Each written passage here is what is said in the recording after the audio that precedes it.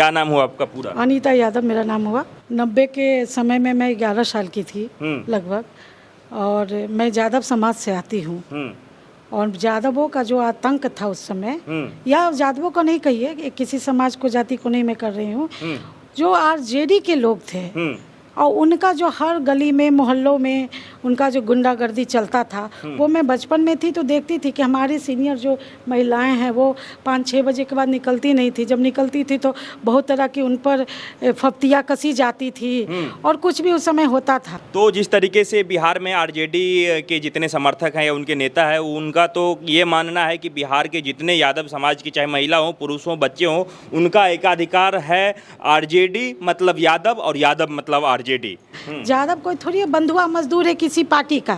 वो निश्चित ही विकास की तरफ, मोदी जी की तरफ देखकर, उनके कार्यों को देखकर वोट देगा। देश का प्रधानमंत्री देश की गरिमा होता है, और खासकर किसी की माता के बारे में ये अपशब्द बोलना सारी नारी जाति का ये एक तरह से अपमान है, और इसको देश की सारी नारी जाति आने वाले चुनाव में वोट के जरिए उन्हें बता देगी। यात्रा का आज समापन दिन है और यात्रा में प्रधानमंत्री के मां को गाली दिया गया, उसको लेकर के आप क्या कहेंगे? राहुल गांधी और तेजस्वी यादव तो चुप्पी साध गए। तो इसमें नई बात क्या है? उसका तो कल्चर ही है गाली देना, लाठी चलाना, गोली मारना। ये कोई नई बात है? जंगल राज से लोग भय क्यों करता है? तो उसी का ये टेलर दिखाए हैं कि अगर हम सत्ता में आ गए तो पूरा फिल्म दिखाएंगे। जैसे ही प्रधानमंत्री की मां को गाली दिया गया, तो राहुल गांधी का, तेजस्वी यादव का और या इनके पार्टी का चुप्पी साध लेना क्या दर्शाता है? इनको कुछ ना कुछ तो बोलना चाहिए था। इस बात को दर्शाता है जो कहीं न कहीं इनकी सोची समझी साजिश था। आने वाले समय में बहुत ज़्यादा पछताएगा वो। नमस्कार, आप देखना शुरू कर चुके हैं 99 खबर और मैं आपके साथ अंजनी कुमार। बिहार भर में चुनाव का माहौल बिल्कुल गर्म है और आज ही पटना में राहुल गांधी या फिर ये कह लीजिए कि इंडिया गठबंधन का जो वोटर अधिकार यात्रा चल रहा है उसका अंतिम दिन है। पूरे जोर शोर, पूरे ताकत के साथ भीड़ जुटाया गया और ये दिखाने की कोशिश की गई कि बिहार में जो लोग हैं वो इस बार सत्ता परिवर्तन चाह रहे हैं और ये भी चाह रहे हैं कि जो हमारा वोट चोरी हो रहा है वो ना हो, ये विपक्ष का कहना है। इसी को भांपने के लिए हम ग्राउंड जीरो पे हैं, हमारे साथ कुछ लोग हैं, इनसे हम जानेंगे कि इस बार जो ये यात्रा चला उसका कितना माहौल है, उसका कितना प्रभाव पड़ा, और साथ ही जो बिहार में डबल इंजन की सरकार है उससे ये लोग कितने प्रभावित हैं, उनकी योजनाओं से कितने प्रभावित हैं। आइए जानते हैं। सबसे पहले आपसे बात करना चाहेंगे मैम, बिहार भर में जो वोटर अधिकार यात्रा राहुल गांधी और साथ में तेजस्वी यादव कर रहे हैं, आज उसका अंतिम दिन है, कितना इसका असर पड़ेगा? और आज जिस तरीके से ये कहा जा रहा है कि ये वोट चोरी है उसको रोकना है, इससे आप सहमत हैं और क्या कहना चाहेंगी? नमस्कार, पहले मैं आपके माध्यम से सभी को नमस्कार करना चाहती हूँ। जो वोटर अधिकार यात्रा राहुल जी निकाले हुए हैं वही संविधान का उल्लंघन है, क्योंकि संविधान में चुनाव आयोग को ये अधिकार दिया गया है कि समय समय के अनुसार वो वोटर के स्थिति का जायजा लेंगे, उसमें सुधार करेंगे, और वो एक स्वतंत्र प्रणाली उनकी है जिसके तहत ये स्टार्ट है। उसमें जो लोग मर गए हैं, जो लोग बाहरी हैं, जो भारत के नागरिक नहीं हैं, जो कहीं और चले गए हैं और जो लापता हैं, उनको वो वोटर लिस्ट से वो उनका काम है, चुनाव आयोग का है। इसमें वो पूरी स्वतंत्रता के साथ कर रहे हैं। इस पर किसी भी तरह का कोई भी प्रभाव हमारे वोटरों पर और बिहार के और भारत की जनता पर नहीं पड़ रहा है। वो और भी इसको अच्छा मान रहे हैं। आज अंतिम दिन है यात्रा का, मतलब आज समाप्ति का दिन है, इसको लेकर के क्या कहना चाहेंगे? क्या इतना बड़ा जो क्षेत्र उन्होंने घुमा, साथ में तेजस्वी यादव, राहुल गांधी एक साथ होकर के, इससे जनता में क्या मैसेज गया? क्योंकि लोग तो कह रहे हैं कि जैसे भारत जोड़ो यात्रा हुआ उसी प्रकार से वोटर अधिकार यात्रा हुआ और ये एनडीए को बहुत बड़ी चुनौती है। किसी भी तरह का कोई चुनौती नहीं, ये चुनौती वो अब उनकी हो गई है। जैसे उनके कार्यकर्ताओं ने दरभंगा में एक नारी शक्ति को जो दिवंगत हो गई थी, देश का प्रधानमंत्री देश की गरिमा होता है, और खासकर किसी की माता के बारे में ये अपशब्द बोलना सारी नारी जाति का ये एक तरह से अपमान है, और इसको देश की सारी नारी जाति आने वाले चुनाव में वोट के जरिए उन्हें बता देगी कि ये यात्रा उनका कितना सफल रहा, कितना असफल रहा। अच्छा, ये गाली वाला बात जो है, जो आपने कहा, इसको लेकर के क्या सही में बिहार के लोग जो हैं वो नाराज़ हैं, महिलाएं जो हैं वो नाराज़ हैं? किस तरीके से आप देख रहे हैं? क्योंकि ये यात्रा कहा जा रहा था कि जनता के हक की आवाज़ है, लेकिन उसमें प्रधानमंत्री के माँ को अगर यदि गाली दिया जा रहा है तो ये यात्रा किस तरफ निकल गया? बिहार में आप लोग इस गाली वाले यात्रा से या फिर ये कह लीजिए कि इस यात्रा को कहाँ देख रहे हैं? अब इसका कितना प्रभाव चुनाव पे पड़ने वाला है? इस यात्रा का कोई औचित्य ही नहीं रह गया अब, क्योंकि भारत में नारियों को देवी के रूप में पूजा गया है। और हमारे प्रधानमंत्री आदरणीय नरेंद्र भाई मोदी जी और बिहार की सरकार ने, जो एनडीए की गवर्नमेंट रही है, हमेशा नारियों को उचित स्थान, सम्मान और हर क्षेत्र में उनका अधिकार मिले, जिसका जीता जाता स्वरूप है अभी महिला का वो सरकारी नौकरी में आरक्षण, पंचायती राज में आरक्षण, उनको हर रोजगार के लिए 10,000 रुपया का हर घर में उसका प्रबंधन किया गया है। तो ये एक निश्चित ही, ये बहुत ही दुखद घटना हुई है और अपमानित करने वाली घटना हुई है। इसे आने वाले चुनाव में भारत की नारी, खासकर जहां अभी चुनाव होने वाला है बिहार में, वहां बिहार की नारी बहुत सशक्त है, सभी चीज़ों को देख रही है और अपने वोट के जरिए, कहा जाता है कि प्रजातंत्र में हर चीज़ वोट के माध्यम से, संख्याओं का, आंकड़ों का ये खेल होता है। तो उनके माध्यम से राहुल जी को बता दिया जाएगा, तेजस्वी जी को बता दिया जाएगा कि जो दिव्य स्वप्न और भ्रम करने की राजनीति वो फैलाए हुए हैं, वो उसे बिहार की जनता नकार रही है। अच्छा, ये तो बात हो गया राहुल गांधी की यात्रा का, या फिर जो यात्रा में उन्होंने अपशब्द कहा उनके समर्थकों ने। क्या बिहार में अभी जिस तरीके से डबल इंजन की सरकार की बात कही जा रही है, इस डबल इंजन के सरकार में महिलाओं को, बिहार की जनता को कुछ फ़ायदा मिल रहा है कि नहीं मिल रहा है? ये तो आपको भी पता होगा कि फ़ायदा मिल रहा है कि नहीं। अभी आप जहाँ खड़े हैं, ये झंझारपुर विधानसभा है। यहाँ से हमारे बिहार के कैबिनेट मंत्री हैं माननीय नीतीश मिश्रा जी, और जैसे आप देख रहे हैं कि बगल में आपका पुल है, ये कमला का पुल है, उसके बाद बगल में और भी आपकी योजनाएं हैं, जो नरवान में ग्रीन पार्क है, महिलाओं को उज्ज्वला योजना मिला, महिलाओं को अभी जो है उनका वृद्धा पेंशन, विधवा पेंशन में बढ़ोतरी हुई 400 से 1100 का, हर महिलाओं को हर घर में 10,000 रुपया का प्रबंधन हो रहा है, नौकरी में उनको आरक्षण मिल रहा है। तो क्या होता है, शिक्षा की व्यवस्था हो रही है, स्वास्थ्य की व्यवस्था हो रही है और जीवन यापन के लिए आर्थिक व्यवस्था हो रही है, जिससे नारी सशक्त बने। और साथ में सदन में भी मोदी सरकार ने राज्यसभा और लोकसभा में आरक्षण लागू किया है, जो 29 में लागू होने जा रही है, और महिलाएं अपनी बात, अपने अधिकार को सदन में भी जाके करेगी और उसको लागू करवाएगी सदन के अंदर। तो अब महिलाओं को और कितना सशक्त बनाएगी, इसके रूप में निश्चित ही हमारे माननीय मोदी जी और बिहार सरकार इसको एकदम डबल इंजन की सरकार मिलकर दोनों काम कर रही है महिलाओं को सशक्त करने के लिए। अच्छा, अभी जो है विपक्ष के पार्टी में जितने नेता हैं या फिर विपक्षी लोग हैं, उनका कहना है कि अगर यदि हमारी सरकार आएगी तो महिलाओं को हम जो है वो 2500 रुपये देने का काम करेंगे बिहार भर में, जिससे महिलाओं का जीवन यापन या फिर जो उनका खर्च है वो आसानी से चलेगा। इसको आप कैसे देखते हैं? क्या ये 2500 रुपये जो है बाकी महिलाओं को प्रभावित नहीं करेगी? लुभाने का एक नया योजना नहीं है? महिलाएं अपंग नहीं होना चाहती है, और पहले तो उनकी सरकार आएंगी ही नहीं। वो कहते हैं हमारी सरकार आएगी, तो उनकी सरकार आएंगी नहीं। दूसरा, आज की नारी है जो किसी के ऊपर निर्भर नहीं होना चाहती है, उसको बिहार सरकार है जो हर घर में रोजगार का प्रबंधन कर रही है, तो वो अपने हिसाब से अपना आगे का भविष्य बनाएगी, अपने बच्चों का भविष्य बनाएगी। वो 2500 रुपये का भ्रमित जाल में नहीं फंसेगी। अच्छा, एक बात, आखिरी सवाल है आपसे। तेजस्वी यादव तो थे ही, उनको कहा जाता है कि बिहार का जो है यंग लीडर हैं, वो मजबूत लीडर लोग कहते हैं उनको, आरजेडी के लोग कहते हैं कि उनसे ज़्यादा प्रभावित नेता, कहने का मतलब कि यंग में अभी कोई नहीं है। साथ में अब राहुल गांधी आ गए, ये दोनों मिलकर के कितने मजबूत हैं? और मोदी जी को कहा यह जा रहा है कि राहुल गांधी और तेजस्वी यादव बिहार में पानी पिला देंगे इस चुनाव में। ये तो नवंबर में आप भी देख लीजिएगा कि कौन किसको पानी पिलाता है। जो अभी राहुल गांधी बहुत दिनों से युवा ही नेता हैं, और तेजस्वी जी तो युवा हैं ही, बच्चे हैं, युवा नहीं है, बच्चे हैं। उनका स्वास्थ्य विभाग और उनका जो विभाग था उसमें क्या काम किए हैं, वो पहले उसका तो डाटा दे कि वो जब उनको उप मुख्यमंत्री मिला और 2-2 विभाग मिला, तो वो अपने कौन से कार्यों का कैसा निष्पादन किए, उसको अपना जनता के सामने लाएं, तब वो आगे की बात करेंगे। अच्छा, 90 के दौर का बात किया जाता है, क्या 90 का दशक सही में इतना ख़राब था जिसको जो है फिर से या फिर याद करना जो है वो उचित नहीं है, या फिर बहुत ही आप अगर 90 के दौर की बात करते हैं तो एक ऐसे दौर में चले जाते हैं जहां से बिहार को खंडहर या फिर ऐसे तरीके से देखा जाता है। आप कैसे देखते हैं 90 के दौर को और अभी का समय?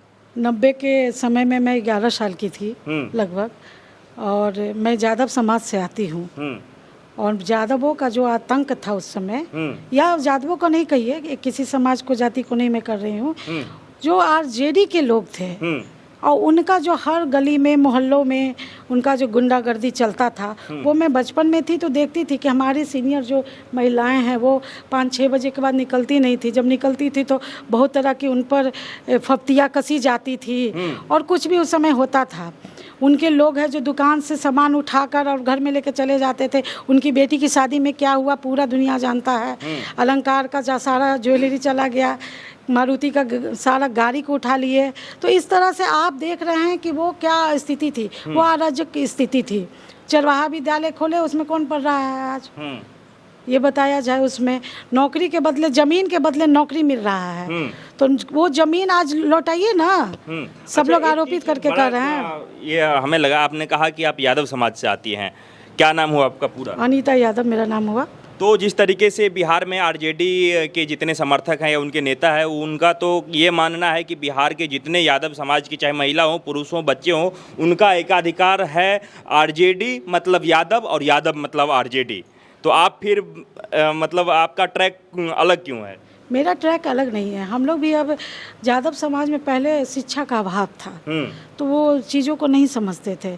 जो लोग शैक्षणिक रूप से अब जागरूक हो गए हैं तो यादव सिर्फ अब ये जाति के नाम पर नहीं रहना चाहता है, उसको विकास चाहिए, उसके भी जीवन व्यवस्था में सुधार चाहिए, जीवन स्तर को, उसके भी बच्चे शैक्षणिक रूप से आगे बढ़े, नौकरी में जाए। तो ये देख रहे हैं वहाँ पर सिर्फ यादवों के नाम पर वोट देना, ये उनकी सोच जो है वो आने वाले चुनाव में उनको दिख जाएगा। यादव कोई थोड़ी बंधुआ मजदूर है किसी पार्टी का, किसी भी पार्टी का वो कोई बंधुआ मजदूर नहीं है। वो निश्चित ही विकास की तरफ, मोदी जी की तरफ देखकर, उनके कार्यों को देखकर वोट देगा। क्या शुभ नाम हुआ सर आपका? सियाराम शाह। सर, आज गांधी मैदान में वोटर अधिकार यात्रा का अंतिम दिन है। कितने प्रभावित हैं आप लोग इस अधिकार यात्रा से, वोटर अधिकार यात्रा से, और क्या कहना चाहेंगे? इतना मेहनत कर रहे हैं राहुल गांधी और तेजस्वी यादव, बिहार चुनाव का परिणाम क्या होने वाला है? सबसे पहले तो आप लोगों को मैं नमस्कार करता हूं जी, और धन्यवाद देता हूं जो ऐसे शेड्यूल इलाका में आके आप जनताओं की भावना को समझ रहे हैं। आज जो गांधी मैदान में होने जा रहा है वो भीड़ भी इस बात का साक्ष्य होगा जो इनका कितना प्रभाव पड़ा है। पहली बात। दूसरी बात ये है, ये जो अपना यात्रा निकाले, वोटर यात्रा, उस यात्रा में आप देखे होंगे रोड पर जब चला है तो रास्ते में इनकी दबंगता भी चली है। दरभंगा में जो उन्होंने किया वो तो हद ही पार कर दिया। अभी अभी पता चल रहा था शोरूम के आगे से 4 मोटरसाइकिल गोल हो गया। यानी 90 दशक में जो वो कर रहा था वो आदतें अभी तक गई नहीं है उनकी, लागू। तो इसलिए इसको क्या कहा जाएगा, वो पुनः आएगा। हम लोगों को याद है 90 दशक का। अच्छा, गड्ढा में था सड़क, सड़क में था गड्ढा, ये बताना मुश्किल है। ये बताना मुश्किल है। अच्छा, एक बात बताइए कि जैसे ही प्रधानमंत्री की मां को गाली दिया गया तो आम जनता जो है वो तो आहत हुए ही हुए, चाहे किसी भी पार्टी के हो, लेकिन खास करके राहुल गांधी का, तेजस्वी यादव का और या इनके पार्टी का चुप्पी साध लेना क्या दर्शाता है? इनको कुछ ना कुछ तो बोलना चाहिए था, माफ़ी मांगना चाहिए था, या फिर ऐसे उनके खिलाफ बोलना चाहिए था, अपने कार्यकर्ता के खिलाफ। लेकिन सभी लोग जो है वो चुप रह गए, पूरा इंडिया गठबंधन चुप रह गया। कैसे देखते हैं आप? इस बात को दर्शाता है जो कहीं न कहीं इनकी सोची समझी साजिश था, इसलिए चुप है। नहीं तो उनके मंच पर कोई अशोभनीय भाषा का प्रयोग किया तो इनको जवाब देना चाहिए था। उन्होंने गलत किया, उनको भगाता वहाँ से, जो तुम ऐसे काहे करते हो। तो उन लोगों को जो है क्या कहिएगा, शिक्षा नाम का कोई चीज़, उसके साथ में रहने वाले जो तेजस्वी यादव है ही नहीं, उसको लोग कहता है नौमी फेल, उसी का ही प्रचारक। अच्छा सर, एक सोची समझी साजिश भी है। साजिश है है जी, बिल्कुल। इसको आप 100% मानिए। क्या सिर्फ ये एक गलती पूरा वोटर अधिकार यात्रा पे पानी फेर दिया? बिल्कुल फेरा है। उनको इस बात को समझना होगा और पछताना भी होगा। आने वाले समय में बहुत ज़्यादा पछताएगा वो।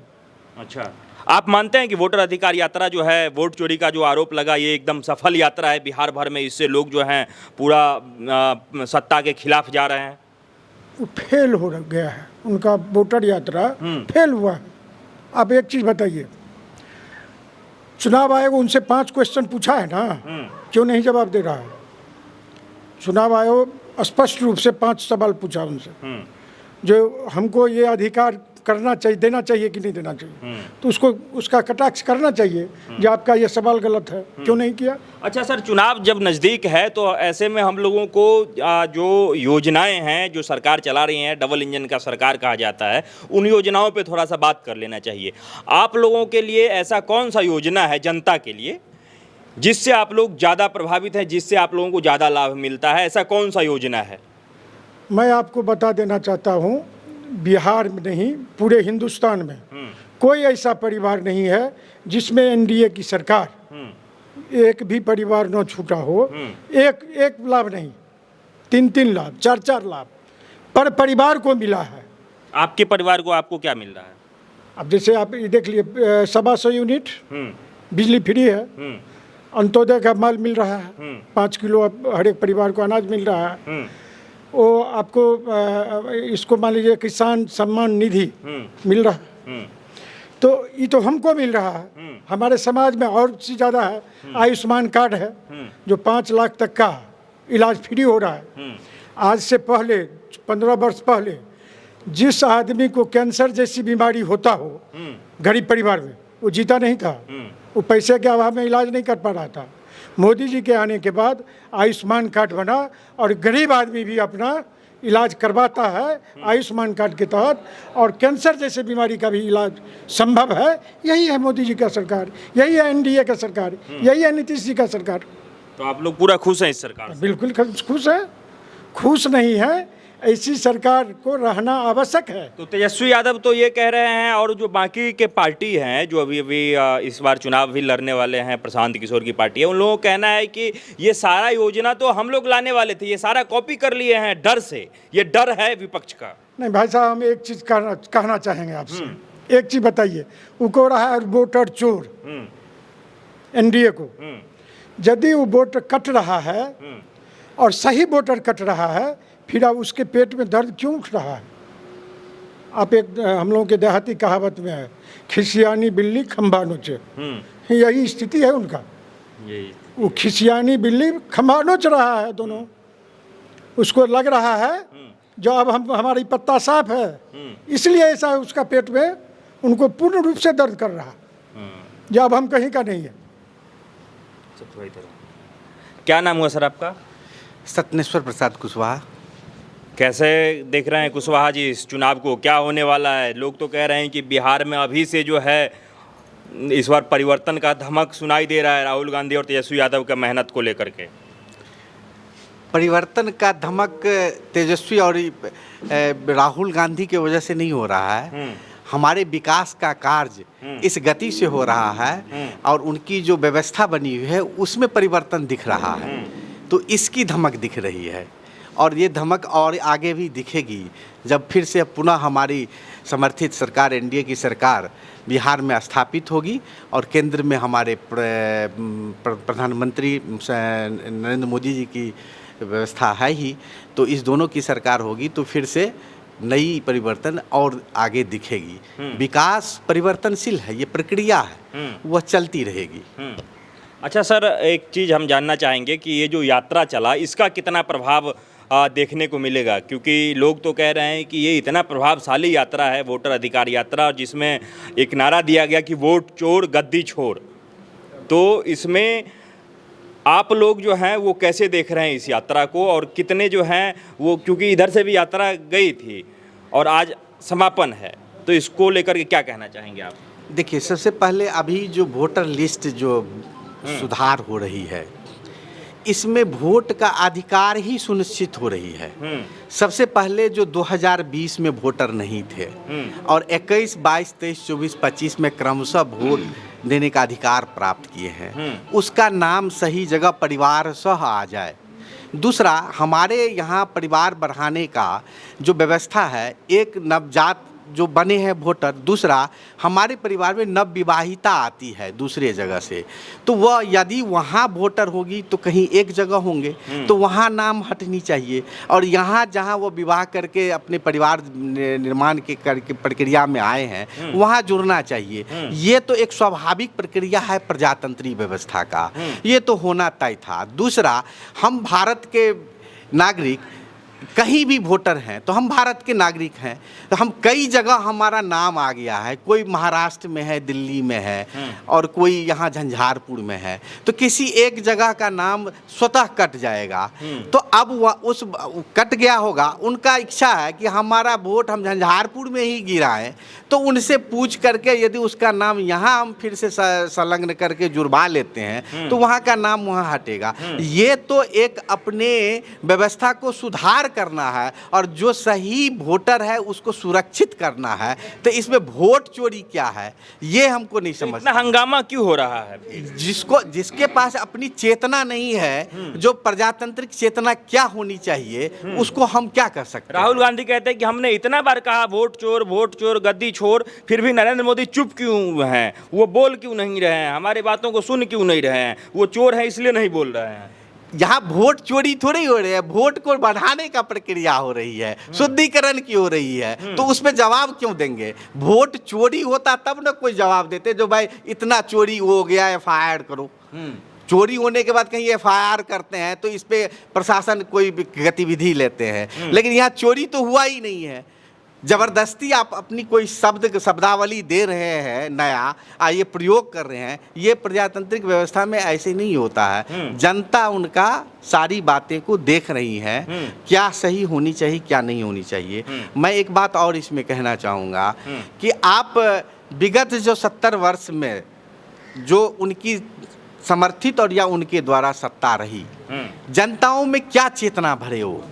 आज नरेंद्र मोदी की सरकार में 2014 से क्रमशः अभी तक वो सत्ता में है, अभी जनताओं में देखिए कितनी चेतना आई है। आज एक माँ के नाम पर उसने गाली दिया, आज हम उसके विरुद्ध में कितने लोग उठे हैं, कितनी भर्त्सना हो रही है। ये हमारी अपनी सभ्यता और संस्कृति की सही स्वतंत्रता मिली है, पहले ऐसी नहीं थी। आप उससे पहले भी लोग देखे होंगे, गाली दिया होगा, जनताएं जवाब नहीं देते थे क्योंकि अपनी और सभ्यता और संस्कृति से अवगत नहीं थे। लेकिन आज नरेंद्र मोदी की सरकार में और हमारे NDA नीतीश कुमार के जो समर्थित हमारी सरकार अभी चल रही है, इसमें जनताओं में अपनी सभ्यता और संस्कृति, अपनी विरासत क्या होनी चाहिए, हमारी अस्मिता क्या है, हमारी पहचान क्या है, ये उनके समझ में विकसित हो चुका है। तो वो आज सहन नहीं किए हैं और उसका जवाब वो आगे चुनाव जो हमारी एक प्रजातांत्रिक उत्सव जो चुनाव के रूप में आ रहे हैं, उसमें निश्चित रूप से वो जवाब उनको मिल जाएगा। इससे ठीक कह रहे हैं। चलिए, आपका शुभ नाम सर? मेरा नाम विप्लेश ठाकुर हुआ। सर, अगर हम जिस विधानसभा में खड़े हैं, झंझारपुर विधानसभा में, अगर यहाँ के मूलभूत सुविधा के साथ साथ विकास की बात करें तो यहाँ भाजपा के ही विधायक हैं नीतीश मिश्रा। कुछ काम हुआ है या फिर विपक्ष के लोग आरोप लगाते हैं कि NDA सरकार में, डबल इंजन सरकार में विकास कुछ नहीं होता है, हवाबाजी पूरा होता है। असलियत क्या है इधर? असलियत यही है कि यहाँ विपक्ष भी कहता है कि 243 विधानसभा में सबसे ज़्यादा काम झंझारपुर में ही हुआ है। ये हम लोग समर्थक इसलिए नहीं कहते हैं, ये बात विपक्ष कहती है। तो इससे आप अंदाजा क्या यहाँ पे मिला है आप लोगों को? क्या नहीं मिला है ये पूछिए, क्या नहीं मिला है, क्या क्या मिला है। जब गिनाने चलेंगे तो सुबह से शाम हो जाएगी। जिस चीज़ का हम लोग कभी सपना नहीं देखते थे, आज मेडिकल कॉलेज हमारे झंझारपुर में है, आज स्टेडियम हमारे झंझारपुर में ही है। ये बड़ी योजनाओं की बात कर रहे हैं, पुल पुलिया, रोड, सड़क, ये सब तो गिनती नहीं अनगिनत है। अभी जो है सो रिसेंटली जो है सो यहाँ पे फूड पार्क खुल रहा है, तो कितना योजना गिनाएंगे। मल्टीफेरियस योजना ज़मीन पे लागू हो चुका है। 500 किलोमीटर तो यहाँ सिर्फ सड़क बनाए हमारे माननीय मंत्री जी। 500 किलोमीटर जी, एक विधायक के लिए ये एक लैंडमार्क होती है। अच्छा, तो एक बात बताइए कि इस बार सत्ता परिवर्तन का जो बिहार में हवा चल रहा है या फिर विपक्ष के लोग चला रहे हैं, उसमें आपको क्या लग रहा है? क्या सही में राहुल गांधी तेजस्वी यादव जो है पूरा भारी पड़ रहे हैं इस बार एनडीए पे, प्रधानमंत्री नरेंद्र मोदी पे? कहीं कोई जो है सो हवा नहीं चल रही है। ये सब जो है सो सोशल मीडिया पर हवा बनाने का कोशिश विरोधियों के द्वारा किया जा रहा है। ज़मीन पे कहीं कुछ नहीं है। हकीकत यही है कि 2025 फिर से नीतीश, ये 100% होने जा रहा है। 100% होने जा रहा है। बिल्कुल। यात्रा का आज समापन दिन है और यात्रा में प्रधानमंत्री के मां को गाली दिया गया, उसको लेकर के आप क्या कहेंगे? राहुल गांधी और तेजस्वी यादव तो चुप्पी साध गए। देखिए, उसको लेके हम लोगों के लिए कोई जो है सो नया चीज़ आश्चर्य नहीं लगा, क्योंकि इनकी संस्कृति ही यही है। जिस पार्टी का जो है सो जब सोनिया गांधी कह सकता है मौत का सौदागर, तो ये लोग तो 2014 से ही जो है इसका एक्सपीरियंस है। तो इसमें नई बात क्या है? उसका तो कल्चर ही है गाली देना, लाठी चलाना, गोली मारना। ये कोई नई बात है?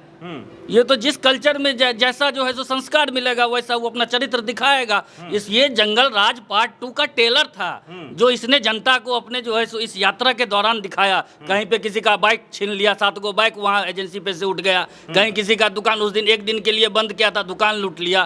तो ये तो इन लोगों का संस्कृति है, इसमें नया बात क्या है? नया कुछ नहीं है। नहीं, ये इन लोगों का कल्चर है। जंगल राज से लोग भय क्यों करता है? तो उसी का ये टेलर दिखाए हैं कि अगर हम सत्ता में आ गए तो पूरा फिल्म दिखाएंगे। लोग कह रहे हैं कि तेजस्वी यादव को मौका देना चाहिए, और मौका इसलिए देना चाहिए क्योंकि तेजस्वी यादव युवा हैं और बिहार में अगर विकास का रफ्तार बढ़ाना हो तो तेजस्वी यादव को मुख्यमंत्री बनाना चाहिए बिहार के लोगों को। आप कैसे देखते हैं? युवा है तो आपको लूटने का लाइसेंस मिल जाता है। तेजस्वी यादव जो है so land for job scam किए हुए हैं ना, कि कोई दूसरा किए हुआ है।